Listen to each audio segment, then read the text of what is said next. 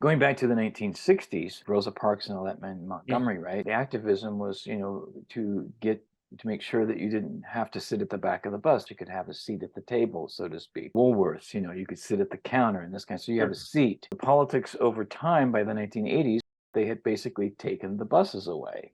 So, That is so, exactly right. and That it's is not exactly. walkable. So it's like if you have, let's say, leftist politics, or shall I use the word, be bold and use the word communist, socialist.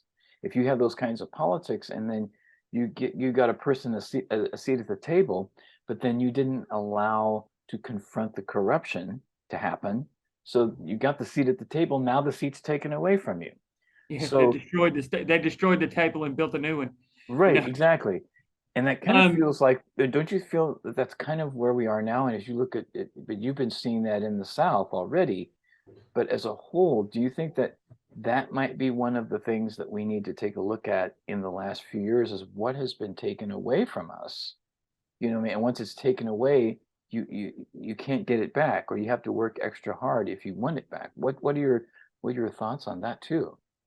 I mean, my concerns over the last 3 years are one, that the powers that be have learned how to use social media to manipulate people in a very profound way.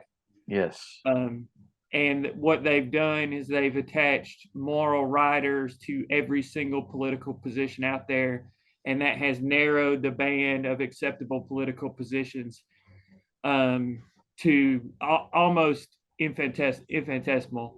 The other thing is the attacks on bodily autonomy. Hmm. Um, I am against vaccine mandates for the same reason I am pro-choice, and that's because I believe in individual bodily autonomy, and that is a hallmark of enlightenment thought that we should not throw away. Exactly. And I don't know all the details of how vaccines have hurt people. I know some people have been hurt by them. I know some people have been helped by them.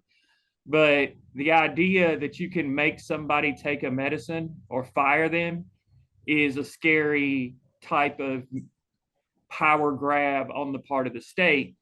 And like you said, once the state gets these powers, they're unlikely to give them back. And my concern is not necessarily with COVID-19, which is sort of past. Hmm. My concern is these new powers that the state has. What do they use them for next?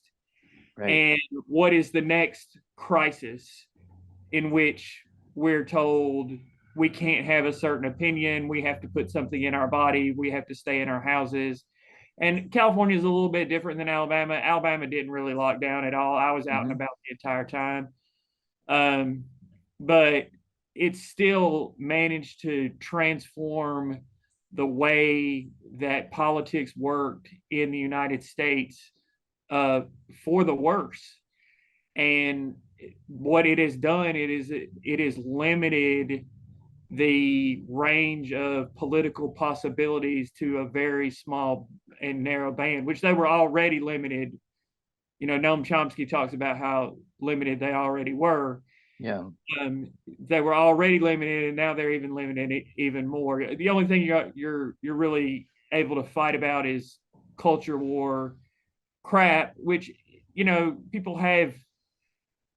people have weird ideas about culture because it scares them, Yes. and but if we could come together on some things like mutual aid, like cooperatives, we could work out the culture war stuff.